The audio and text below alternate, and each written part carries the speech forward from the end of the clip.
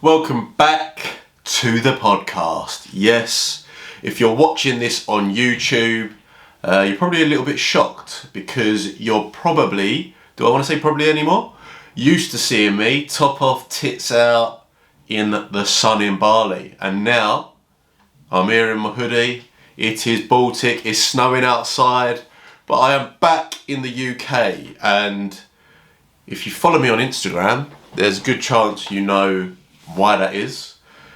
But I didn't want to put this episode out last week or the week before because I really wanted time to digest the news that obviously I won't be going back to Australia for a few years.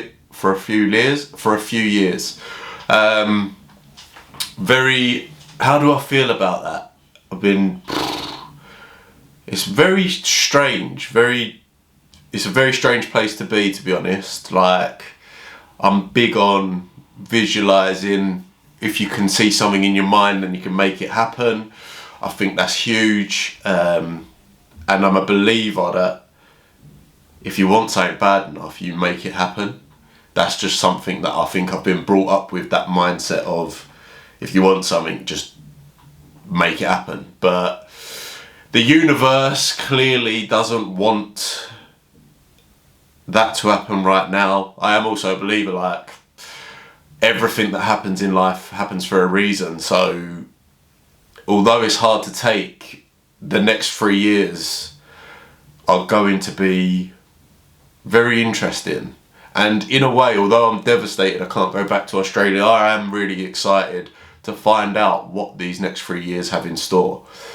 I'll take you through, obviously, the different thoughts that I've been having about this situation. The first one is, I feel like an idiot because I clicked the wrong box by accident, and I've always identified as someone that is just rubbish at admin.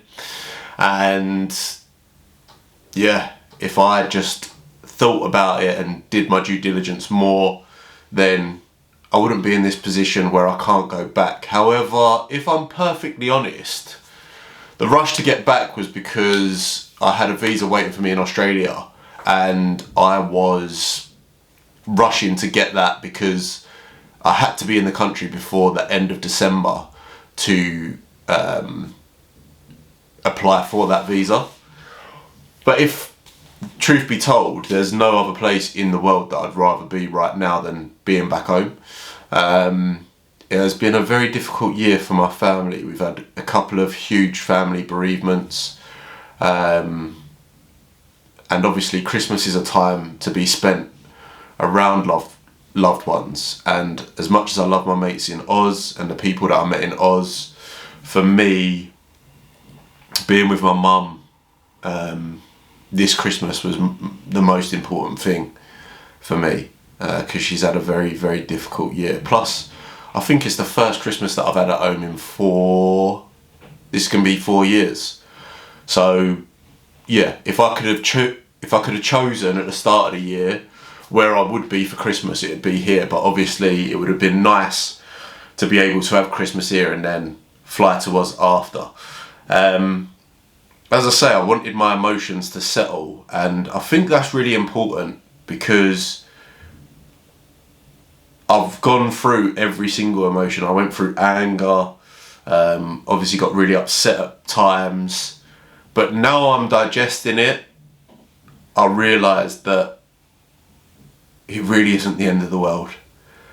It isn't the end of the world, and if anything, this is going to give me motivation to make sure I don't really have to rely on visas or whatever going forward. And I know that if you're in Australia, you know visa situations, but for me, it's like a time where I can focus on work and get myself to a place where either I set a company up in Australia, which allows me to be in Australia on business visa, which I know again is a visa, but if I want to be there in 3 years' time, I will find a way to get PR. That's just a fact. There's a few options that I've still got to try and get back in. One definitely won't be getting explored. and that was advised to me by a lawyer. I'm not actually going to say what that is because I don't think that is it etiquette? What's it? I don't know the word. Ethical. Sorry, there's the word. I don't think it's ethical in the sense that, well, I'm just going to tell you, I can tell you everything, but he basically said if I find someone with an Australian passport, then after 3 months, then I can go back. But I'm never going to get with someone just because it's my way to get back into Australia. I have to be obviously ready for a relationship, which I definitely am not. And I'm not going to use someone like that because I know that some people do, but that's just not the way I roll. So the other option that I have, I don't know whether I'm going to explore it yet, and we'll see. I think the thing that hurts me the most with this is I've been made out to be fraudulent when it's literally I took really shit advice from a really bad visa agent. So, but I want to say, like, the amount of messages that I've had from people, like, just reaching out to make sure I'm all right and everything, in a way, like, that's just made me think, one, how lucky I am to have people that actually do care about what goes on in my life and so on, but also, if people are reaching out to me like that, then the friendships that I've had and built in Australia, when I go back, they'll still be there. So yeah, it was a lot to digest in straight away, because I never thought that would be a possibility, because obviously, in my opinion, or not even in my opinion, I just did nothing wrong. I just did what someone told me to do. So anyway, we are where we are, and I think that the main message that I want you to take from this podcast is, like, I've said it before and I'll say it again, it's like, no news is ever good or bad. And the reason why I find it quite exciting is because if I went back to Oz, I know exactly what my life would look like. I know what I'd be doing on a day-to-day basis. And although there's going to be a time when I want that in my life, like, there is going to be a time in my life where I feel like, yes, I'm ready to settle now. This is what the place I call home, which definitely in my mind is still Australia, but there's still so much that I want to do, so much that I want to see, and opportunities that have presented themselves to me over the last 3 months that I feel like I'd be a bit of an idiot to pass them up.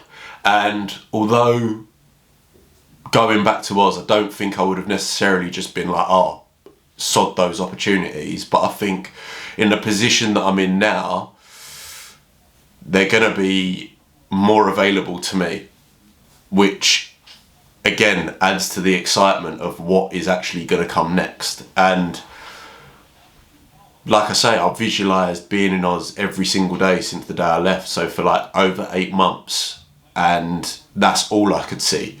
But the reality is sometimes whatever you plan for, maybe it's not meant for you at that time. But that doesn't mean that it's not going to happen. And I'm 30 now, so 3 years' time, I'll almost be 34. And I will be honest, recently I have been thinking more about not having a kid, but in the next 3 to 4 years, I would expect myself to be in a position where, okay, that could be a definite possibility. So I need to be thinking, right, where do I want to bring my family up? What can I offer my family? These are all the things that are going through my head. But the reality is if I focus on what I have been focusing on recently, it's going to be crazy what I can offer my family. So yeah, it's definitely a bitter pill to swallow, for sure. But I think if you're listening to this, and I'm not saying me getting back into Australia is like the worst news ever. For me personally, at the time, yeah, it was. But also, it's more the ban that is the worst news. But if you are given really shit news, like, it really comes down to your perception of it. And a saying that I love is like, you've got over 100% of your bad days. Do you know what I mean? So why won't you get over this one? That's the way I think about it. So if you're presented with bad news or news that you didn't want, if you get dumped or if you get sacked, like, just see it as exciting, because the life maybe you thought you was gonna have is gonna change drastically, and change is exciting. So for me, it's like, okay, I can't go back to Australia for 3 years, but what are we going to do in the interim? Well, the next month I'm going to be in the UK, 6 months in Bali, 3 months back in Europe, 3 months in Dubai. That's 1 year down already. Do you know what I mean? So, and to me, that doesn't sound like a bad year at all. Whereas the reality is if I went back to Oz, what would I have done next year? I probably would have just stayed in Oz, which, I mean, isn't a bad place to stay at all, but it doesn't necessarily mean like life has to be shit for me, which I think over the last 2 weeks I've definitely realised. When I first heard, I was like, my life is over.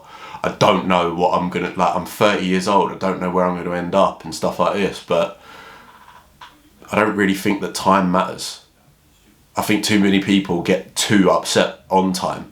Like, for example, when I was younger, I'd be like, oh, I'm 25, I haven't got a house, I haven't got a missus, like a fiance, I should be looking to have kids now. And the reality is I know that will come, and the time doesn't really matter on that.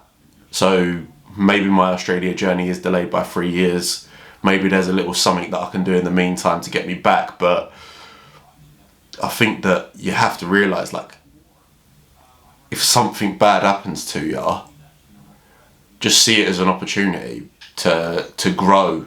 And I always say this, like, don't get me wrong, I never want to break up with a partner. Like, if it's going wrong, then yeah, of course, like, I'm happy to pull the pin. But if I look at my life, I've experienced the most amount of growth from a breakup, and the pain of Oz is probably up there with some of the worst breakup that I've had.